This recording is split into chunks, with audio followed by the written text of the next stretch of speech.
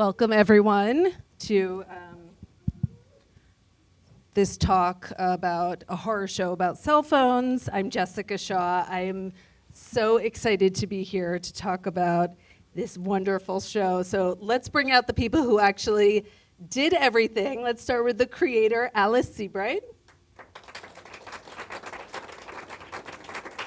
Erin Doherty, who plays Becky. Pippa Bennett-Warner, Olivia. And Brandon Michael Hall, who plays Josh.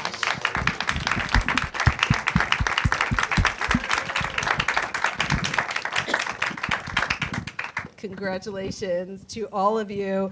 Alice, I want to start with you. Was there a specific moment where the idea for this show came to you? Well, it was sort of lots of stuff swirling around it, kind of lots of different ideas swirling around for a little while, around kind of the character, actually, the seed of the character, and someone who uses lies in this way to sort of cover up, some quite deep insecurities, and then also really wanting to talk about like obsession and in particular female friendships and how obsessively they can turn. And then it just, I don't know, so I was chatting with our amazing executive producer, Tally Garner, and just kind of exploring all these different ideas. And then, Becky sort of grew and something clicked into place, and then, Erin, I feel like we're all a little bit Becky. We all have a little bit of Becky. I mean, hopefully a little bit, but not too much. But when you read the script, did you feel that? Did it kind of resonate with you? Because let's face it, we've all scrolled. We've all looked at our past and looked at people enviously. I mean, I will always remember the first Zoom that we ever had. It was before I even got it, but I remember speaking to Al on Zoom, and we both basically just gushed about how much we love her. And I stand by it, and I still find it quite jarring when people are like, "She's crazy," and I'm like, "Is she?" I really, really associate with her. Not necessarily in the scrolling sense. I understand what it is to feel obsession, but I think more what Al was saying about I suppose not necessarily lying, but feeling a certain way and using different techniques to cover that, and not necessarily knowing how that's going to pan out, but just throwing yourself off the cliff and just hoping for the best. I was like, okay, I get that. I know who that person is. Pippa, one of the things that breaks my heart about Olivia, it's sort of, Alice, what you were just saying about female friendship, that she finally feels like she found this person, and it's so hard to make friends as adult, or close, really intimate, close friendships as adults. And it was just heartbreaking. Was there something about, and yet she's this powerhouse. She's this really strong powerhouse. What resonated with you about the character? I just loved her kind of busy energy, and her kind of, she's like I sort of describe her as the queen bee of Bristol. She's kind of got it all going on. She's running things. She's like the social plug of the group. And I suppose I hadn't, as an actor, ever read a part like that written, to be played by a black middle-class British woman was really important, and I just felt that me playing her being black was just, it kind of really lent into that idea of representation within representation, which I think is really important. It means that a group of women in England feel that they've been seen. So I suppose it was a ton of things, but all of. Brandon, Josh is so funny because he has this kind of, bemused, confrontational, he has a smirk, but he's a real button pusher too. How did you kind of find that? Because that's a tough needle to thread. Getting involved, not getting involved. No, I just played myself, it was just very... Josh has such a charismatic quality about him that is you want to know more about who this character is. And I think where he lives the most is very much in his heart chakra, in his heart place. Hence why, once you guys see the rest of the series, you'll see at the very end how close and how far that actually takes him in the relationship with Becky. But for me to get into the character and the role, it's all to Alice's writing. She writes, as you were saying the other day, she writes people and not characters, three-dimensional people that we can all relate to. So it was very easy for me to get into the character of Josh. Yeah. How did it feel being the American? It was great. It was absolutely great. It was amazing. Like I say, when Alice and I did one of our I guess it would be our first Zoom together, she asked me, she said, can you do a British accent? And I was like, yeah, I went to school for it. I can do a British accent, absolutely. And don't ask me to do the British accent, hence why I did not do the British accent in the show. But to Alice's testament, I mean, to have Josh be an outsider, he really becomes the perspective of the audience. You ride the wave with him, as well as asking all the questions that you probably will be asking while you're watching the show. Josh is going to ask those questions for you. So once again, it's a testament to Alice's writing. It's very easy to get into her characters that she creates. Yeah, I mean, I would say all three of your characters are both incredibly competent and accomplished in their own right in what they're doing, and also just total messes. Which is not. I mean, do you, when you're writing characters and coming up with them, do you really try and find, okay, this one's too perfect, or got to take her down a notch? Oh, no. I think probably I'm like, this is too much of a mess. You need to reel it back. But yeah, I hadn't actually even thought of that. It's true. They have like a, what's it called? Like a defense mechanism or a shell where they're sort of covering for things, and actually underneath. I think that's just, even, when you meet people, when you get to know people and yourself, it's like we all put on something, and then underneath you just go, oh God.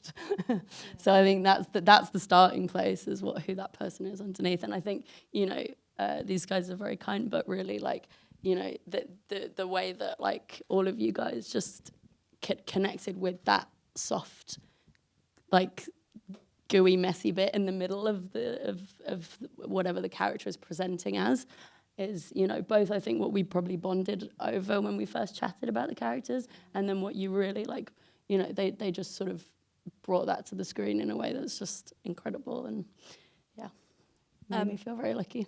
Alice, you mentioned it a second ago that you wanted to write about female friendship, and I think it's one of the things I loved most about the series, because it's also very much about isolation, I think, and loneliness and connection, but obviously there's so much about friendship. What was it about that really intrigued you? I've had those friendships, for sure. Like I had a couple of very, very intense teenage friendships that were quite formative in my life, and also inspirational in the writing. And I don't know, I think I've had them actually throughout my life, and I know a lot of friends who have them. And there's something both just interesting to explore in this kind of specificity of what those friendships are, but also I feel like it's really interesting to look at how those friendships inform your sense of identity. I think it's that we find these people that you connect with so strongly because they help you access a new part of yourself, or like understand your own sense of identity. And so I think the kind of obsessive bent is to do with that, is to do with how it can kind of feed something quite deep in your own understanding of yourself. And so I think for Becky it's particularly relevant because she's had that, and now she's in this place where she's sort of not got a sense of self. Her sense of self is so fractured, it's fractured on the one hand because she's putting on all these different personas, and on the other hand it's like fading because the only person who really knows her is her mum, and her mum's, you know, forgetting her basically. So she's there with like nothing. And I think friendships are, and which is why as well for me, the friendship between Olivia and Becky is kind of such a heart of the series, because in that as well, I think Becky, she's pretending, but still somehow she ends up finding finding herself through that connection. Yeah. And I always felt like it was a node to female friendships in particular, but friendships in general, and even Josh and Becky, it's a friendship as well as a love story, and that a lot of the solutions to Becky's problems are found in connection with friends. Yeah, I mean, I think people see Josh, when you meet him and then they go to bed, it's one thing, but their relationship evolves to such an interesting place over the course of the series. It's not necessarily, where it is at the beginning. I'm curious from Erin and Pippa, did you feel that this friendship between these two characters was so important? Yeah, and also just genuinely, we did just kind of fall in love on that shoot. Like, it was. I will never forget the first day, like when you, because I'd been like, I don't know, I'd been there for maybe like a week or something, and you rocked up, and I was like, oh, cool, I know what this is now, and like that's art imitating life imitating art, whatever, blah blah blah. Like you literally came up, and I found my feet, and that's what it was for Becky as well. But also the only scene where we actually meet each other is the final scene, so that as the real you. So that was, I remember I think that was my last day on set, and it was really just like emotional and sad, and you start thinking about it. But no, we had a lot of fun, and Alice was super generous in letting us run with the material.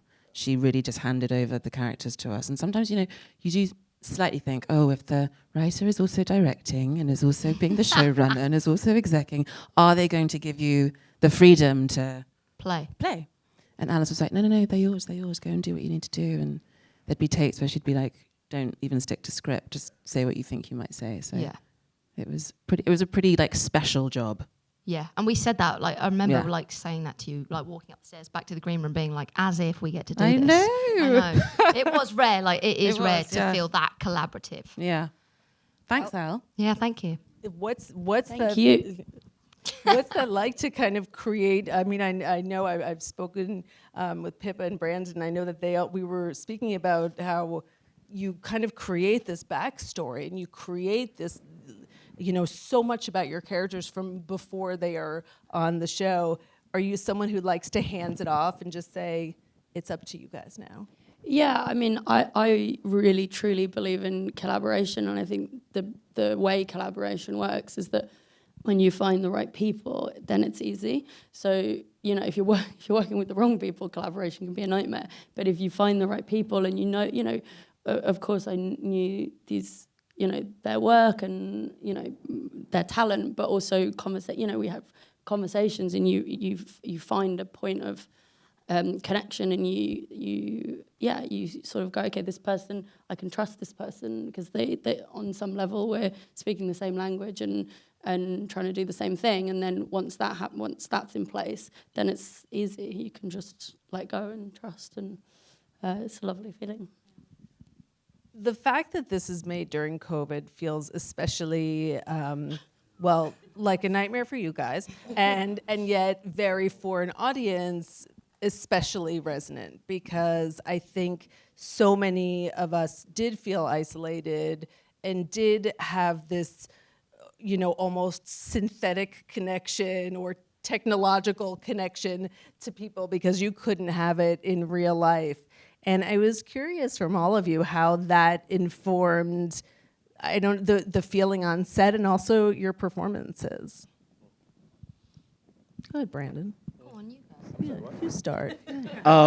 It's interesting, right? Because one of the I think the biggest rewards from working on an amazing set, whether that's on stage or that's in film and television, is that you get to collaborate with everyone outside of shooting, you know? We didn't really have much of an opportunity to do that. We had to like sneak and like do certain things. Sorry, don't say anything. But I think what we were able to do was utilize a lot of time on set. And that's where we created a lot of our relationships, which is one of the biggest things about the story is the relationships within Becky's circle. So we just had to make do, you know? It was a change for everybody with going to your different stations and, you know, taking tests literally every single day. But that's just, you know, that was just the process at the time. But we still were able to make the work happen. Yeah. Pippa? I think we really lucked out. I think shout out to our casting director, Lauren. I think she did such a brilliant job in putting together such a kind of great, cool, energetic company of actors. And we rehearsed a little bit over Zoom. And, you know, Zoom is such a weird thing, but it's, you know, it's part of our lives now.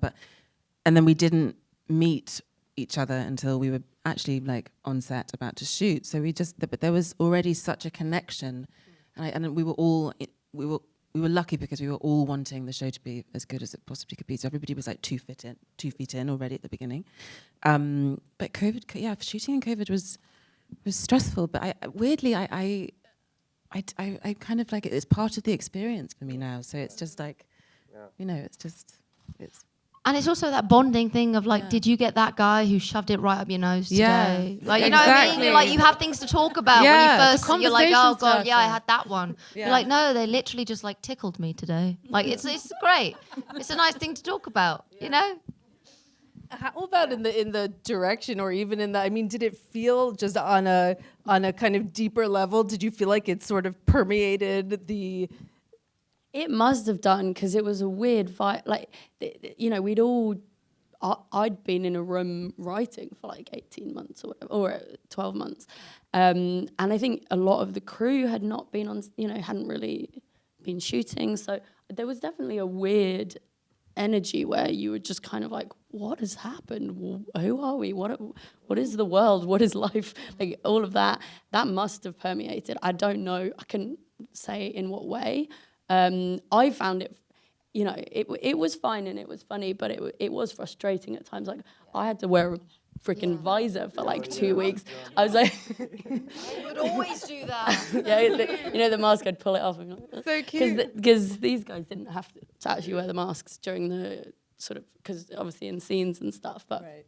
I had it on the whole time. And it's true that there's a level of like communicate, you know, non-verbal communication and just tone and stuff like that just doesn't get translated. So, you know, you make do with it, and it's part of the process, and it's also really important to, you know, to do it that way. But there were frustrations for sure. I need to hear what it's like to rehearse on Zoom, because Great, that sounds actually. crazy. It's great. Especially when it's 2 a.m. Oh yeah. Oh, yeah. Yeah. Brandon was always zooming in at like 2 a.m. in the morning, Yeah. which Back to I was back. impressed that you showed up, actually. Hey, In your group PJs. effort, huh? In your PJs. In my PJs, and then went straight back to the bed. But it was worth it. You know, it's fun. You know, what do they say? The rehearsal stands for rehear all. You know, so you're just rehearing the process over and over again. So it's nice to be in a space where, you know, the anticipation to want to act is kind of taken away. You have to really just read what's on the page and connect with your fellow, you know, castmates. So all in all, like we were just saying, it's we all just had to adjust, and we still were able to make some really dope art, which is in itself amazing. Yeah. Yeah, we also, I certainly like felt very lucky to be able to make something under those circumstances. You're reminded every day, like, wow, you know, okay, there's all these constraints, but we're actually making something. This is a privilege. You know? How did you, I know different directors and showrunners have a different approach to what they want, excuse me, the vibe on set to be. I mean, did you care if, like, you know, Erin was a little bit isolated as Becky, or was it just like, no, we're all like in this pandemic, let's all just have fun and come together? Yeah, I don't know. there's a director he used to say that directing is really weird. It's a bit like sex, that you don't ever see other people do it, so you don't know if you do it weird or not. Yeah, and I feel that about directing. It's like, I don't know if the way the set is different or unusual. I think I just go by instinct, and I think I like, just be connected with everyone, and I don't particularly like to have certain like Erin needs to be doing this. I also trust, we had so many conversations both on Zoom, and we swapped lots of voice memos, so we would like voice memo each other, kind of chatting about lots of different things, but when by the time we're on set, there's such a kind of trust and kind of you just let go into it, and then it's about just getting the scenes done and getting through the day, and getting sort of pushing for it to be the best it can be. And that's just, there's kind of an emergent property of an atmosphere that comes from all these people. They're trying to do their best work, but it's very hard to describe what that is, I guess. Did doing this show change how any of you felt about? I mean, I know when I finished watching the show, I was like, I'm staying off Instagram because I am not going to like dig into everyone's life anymore. I need some distance. Did doing this change your approach to, how much you want to, just like, yes. We have a similar relationship to social media, don't we? We do. And what is that, Pip? That we do not like it. We do not like it. And that was before this show. So actually, this show probably, like, I remember talking to you about, like, when we were supposed to post, like, things out, and we were like, can we do it together just so we know that it's going to be right? An hour, I know. And we would spend an hour on one post together. I know. So we're both like grandmas when it comes to that. Literally. And if anything, it's probably just stayed the same. Same with me. I mean, when I was prepping to play Olivia, I set up a little fake account so that I could do deep dives, and so that I could follow some of the, kind of bougie, if you like, Instagram influencers. And it was fascinating, but it was also just, I knew that once I'd kind of, hung up her coat, so to speak, when I'd finished, that I would be able to just go back to Pippa, who loathes it. But it's social media is an interesting thing. Will you tell us what the name of the account is? No. Do they still exist? Are they still out there? I've still got the account. Yeah. I I lurk occasionally. That's the way forward. Oh, no, it's not. No. Go on. What's your relationship with? Yeah, I'm taking a detox. I'm actually doing a bit of a detox, even though I posted this morning. I sure did. How do you know? Oh, that's on the other account, is it? Mine is like, I'll have Instagram in the morning, and then at night I'll have Instagram, but during the day I'll try to remove the app off my phone. And what I find, it was an article about this recently in the Times about how social media is a drug, and like the endorphins in our head is a drug. He was like, it is. I'm addicted. but really, check this out. When I started doing it, I deleted the app off my phone. I would find myself randomly in the daytime just like going through my phone looking for the exact spot where the app is. Muscle memory. You know what I mean? That thing, it is complete a drug addiction. Hence why this show is in the same vein, why you want to keep watching more and more and more and more of it. But I'm finding what I've found in this social media journey is that the more that you think that you have control over social media, what's the name of it? Doom dives? Doom scroll. Doom scrolls. You find yourself at 3 a.m. doing a doom scroll, which is basically you're just going through, just randomly scrolling, and then you look at your clock and it's like, it's 5 a.m. I gotta wake up and go to work, Doom scroll. But that act of doing is an addiction, and we gotta find a way to disconnect ourselves from social media and open our eyes again to what the real world has to offer. Because what's on social media, we all know it. I mean, in the back of our minds, it's everyone's positive outlook of themselves and how they want themselves to be seen, very much in the way that happens with Becky in the show. But, just got to find times to be healthy about it. And that's what I'm trying to figure out right now. I'll be back on the gram later on tonight, guys. I know we have to end in a second, but I have to. I mean, I have seen the whole show. I would say there is certainly one could theoretically revisit these characters, and I know that your cast is interested in this. I got you. Brandon is desperate for season 2, Alice. So He's desperate for I'm one. just curious, has the thought of a season 2 crossed your mind, Alice? Yes, it has crossed my mind. Yeah, I think it's just that it needs to be the exact right version and it needs to be the right thing, and that's all percolating in my mind at the moment. Very good. How do you guys feel? Well, Brandon, how do you feel? Brandon. You heard me, yes, absolutely. I just want to work with everybody again. Yeah, to be fair. Yeah, like it's those are rare opportunities, so I want to be back in England working with everyone again. That's, it was fun. Same here. Yeah, cool. Well, I very much hope it happens. Can't wait for you all to see the rest of the season. It premieres June 24th on Amazon. And I mean, good Lord, if it's even half as raved about as it was in the UK, where it already aired, you'll be in good shape because it was loved, and I am sure you will get similar reviews. It's a great show. I want to thank you all so much for coming, and thank Brandon Michael Hall, Pippa Bennett-Warner, Erin Doherty, and Alice Seabright so much for joining me.